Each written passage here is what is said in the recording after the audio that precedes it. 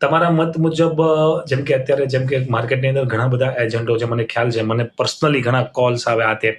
તો એજન્ટના એક નાનકડા એવા કમિશનના કારણે કોઈક વ્યક્તિના કુટુંબને કે કોઈક વ્યક્તિને કોઈક ઊંધા રસ્તે લઈ જવા, એ સારી વસ્તુ કહેવાય કે શું કે એજન્ટ?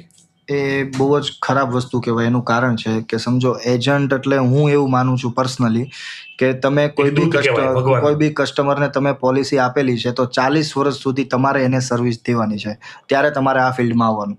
કારણ કે આમાં કેવું છે કે માઇનોર કમાણી કરવા માટે તમે આ ફિલ્ડમાં આવી જાઓ, પછી 4-5 મહિના કામ કરો, 4-5 મહિનામાં સારું કમાઈને તમે જતા રહો, તો જેની પોલિસી તમે લીધી છે એને સર્વિસ કોણ આપવાનું છે? હવે કસ્ટમર તમારા ઉપર વિશ્વાસ કરીને તમને પોલિસી આપે છે. આના કારણે શું છે કે અમુક સાચા એજન્ટ હોય ને એનું કામ બહુ ખરાબ થાય છે. કારણ કે અત્યારે ઘણા લોકો એવા છે કે જે પાર્ટ ટાઈમ કરે છે, આખો દિવસ મતલબ ડાયમંડમાં જતા હોય, સાંજે ઇન્સ્યોરન્સનું કરે, કાં કોઈ બીજો એવો બિઝનેસ કરતા હોય પછી સાઈડમાં ઇન્સ્યોરન્સનું કરે. તો એ ટાઈમમાં ઘણીવાર એવું થાય કે કોઈ એવી ઘટના ઘટી ગઈ તો એ ટાઈમ પર કસ્ટમર એજન્ટને ફોન કરશે, એજન્ટ ફોન ઉપાડવાનો નથી. કારણ કે અને મારું કહેવાનું એવું છે કે ફૂલ ટાઈમ જે એજન્ટ છે કે જેની પાસે સ્કિલ છે, કે જેની બધે ખબર છે, ટોટલ વસ્તુનું યાદ શક્તિ કે ટોટલ બધી વસ્તુ ખબર છે ને, એ લોકોને તમારે કામ આપવું જોઈએ. હા. અને માર્કેટની અંદર નાનકડા રૂપિયા એટલા એજન્ટની જે પણ કમિશન બેઝ હોય, કંઈ પણ નાનકડા રૂપિયા કમાવાના કારણે કોઈ પરિવારને ખોટું પ્રોડક્ટ આપી દેવી એ પણ. અને મેઇન વસ્તુ શું છે કે આમાં લોકો શું કરે કે ભાઈ મારો માસીનો છોકરો કરે છે, મારો ફઈનો છોકરો કરે છે, એટલે તમારી પાસેથી નથી લેવું. પણ માસીનો છોકરો ફઈનો છોકરો કેટલો ટાઈમ કરવાનો એ નથી ખબર. કાલ સવારે એ જ માસીનો છોકરો અને ફઈનો છોકરો જો તમારા કામમાં નહીં આવે ત્યારે તમે અહીંયા આવવાના જ છો. તો એના કરતાં બેટર છે પહેલા જે ફૂલ ટાઈમ કામ કરે છે ત્યાં જ કરો ને. યસ. પછી મેં છે ને એક એવું પણ જોયું છે કે જ્યારે હું આ ફિલ્ડની અંદર આવ્યો, મારા ફિલ્ડની અંદર, ત્યારે મારા જે ગુરુજી હતા એને એમ કીધું હતું કે દુનિયાની અંદર સૌથી મોટામાં મોટી સેલ્સમેનશીપ હોય ને તો ઇન્સ્યોરન્સ ને મેડિક્લેમ છે. કેમ કે આ ઇન્સ્યોરન્સ એક એવી સેલ્સમેનશીપ છે કે એની અંદર વધારે એનર્જી યુઝ કરવી પડે, વધારે કન્વિન્સ કરવા પડે, અને તમારે એવું બોલવું પડે કે તમે એક્સપાયર થઈ જાઓ ને પછી પૈસા મળશે. તો એ કેટલીક મહેનત માગે તમને કોઈકને કન્વિન્સ કરવામાં. આમાં એવું છે, ઘણીવાર અમે કોઈ કસ્ટમર પાસે જતા હોય ને તો એને કહીએ ને કે નોર્મલ ડેથ થવાના 1 કરોડ મળશે, એક્સિડન્ટમાં કંઈ થશે તો તમને 1,90,00,000 મળશે. તો પાછળના જે લોકો બેકગ્રાઉન્ડમાં બેઠા હોય ને એ લોકો શું કહે, તમે તો મરવાની જ વાત. Background sound always. મેઇન વસ્તુ શું છે કે જે વસ્તુ છે એ તો બોલવાની જ છે ને.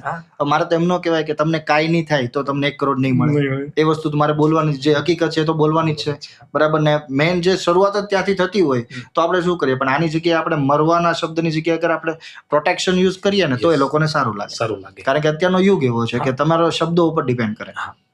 અને ઘણા ઇન્સ્યોરન્સ તો એવા પણ આવે છે ને કે અમુક ટર્મ્સ આવે 15 વર્ષ 20 વર્ષ ને તમે જીવતા જો તો પણ ક્લેમ થઈ જાય ને. એમ ઘણા છે જ આપણી પાસે એક બહુ સારો ઇન્સ્યોરન્સ છે કે એમાં કેવું છે કે સમજો નોર્મલ ડેથ હોય તો નોર્મલ ડેથમાં 1 કરોડ રૂપિયા મળે છે. એક્સિડન્ટમાં કંઈ થયું છે તો 1,90,00,000 રૂપિયા મળે છે. ટ્રાવેલિંગમાં એટલે government bus, government train, plane private, એ 3 જગ્યા પર કંઈ થયું છે તો 2,80,00,000 મળે છે. પછી એક ડિસેબિલિટી કવર બી આપેલું છે. એમાં ડિસેબિલિટી એટલે 2 આંખ, 2 હાથ અને 2 પગ, 6 માંથી કોઈ પણ 2 અંગ કામ કરતા બંધ થઈ ગયા છે એ દરમિયાન જીવતા 90,00,000 આપે છે. બાકીનો બધો ઇન્સ્યોરન્સ ચાલુ રહેશે.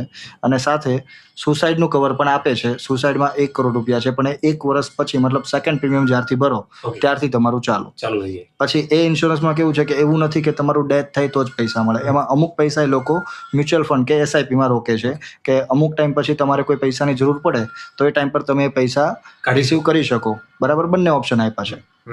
અને એનું એપ્રોક્સિમેટ શું આવતું હશે પ્રીમિયમ? એમાં કેવું છે કે જેવી ઉંમર 25 થી 35 વર્ષની ઉંમર હોય તો લગભગ 1,10,000 1,05,000 આસપાસ આવે છે. અગર જો કોઈ સ્મોકિંગ કરતું હોય તો, પાન માવા બીડી ગુટખા ખાતું હોય તો એનું એટલું આવે, ને જો નથી ખાતા તો 60-70,000 સમથિંગ આવે.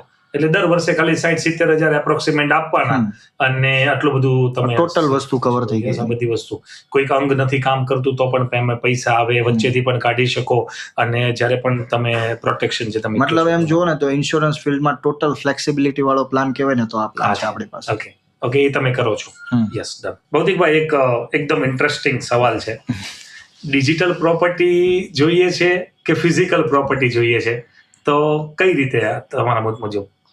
ડિજિટલ પ્રોપર્ટી એટલે મારી રીતે ગણું તો ડિજિટલ પ્રોપર્ટીમાં એક આપણી પાસે એવો પ્લાન છે જે બહુ જ સરસ છે કે સમજો કે તમે 1 કરોડ રૂપિયાની કોઈ બી પ્રોપર્ટી લીધી છે. સુરતની વાત કરીએ તો સુરતમાં મેક્સિમમ આખા વર્ષનું રિટર્ન ગણીએ તો 12% મળે ભાડું. એટલે સમજો કે 1 કરોડની પ્રોપર્ટીમાં તમને 12 લાખ રૂપિયા ભાડું મળ્યું.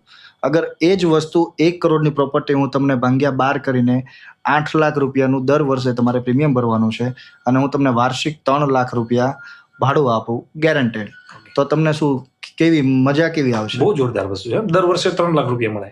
કારણ કે અને બીજી વસ્તુ કે જે બી પૈસા આવશે વ્હાઇટના છે.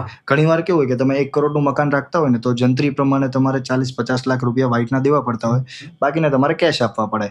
પણ આ એક પ્રોપર્ટી એવી છે કે આમાં દર વર્ષે 8 લાખ તો ભરવાના છે, પણ પહેલા જ દિવસથી તમને 1 કરોડ ને 30 લાખનો ઇન્સ્યોરન્સ મળી જશે.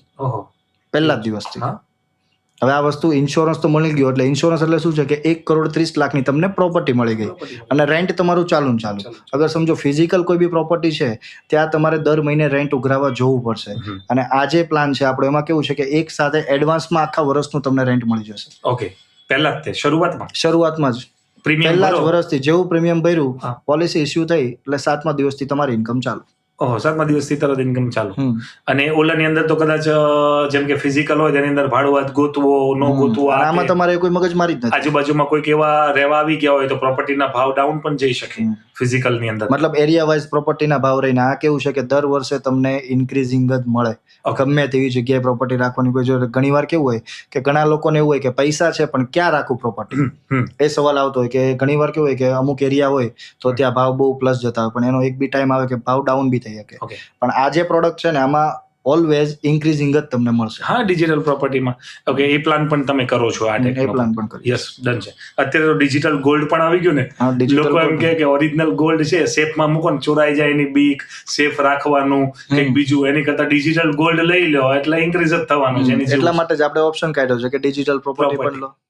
મેડિક્લેમ વગર એક હોસ્પિટલની અંદર 5 દિવસ થઈ ગયા હોય અને કોઈ પોતાનું અંગત બીમાર પડ્યું હોય અને 5 દિવસ પછી જ્યારે બિલ જોવે અને મેડિક્લેમ છે નહીં, એક મિડલ ક્લાસ ફેમિલી હોય એનો અનુભવ કેવો હોય? શું અનુભવ?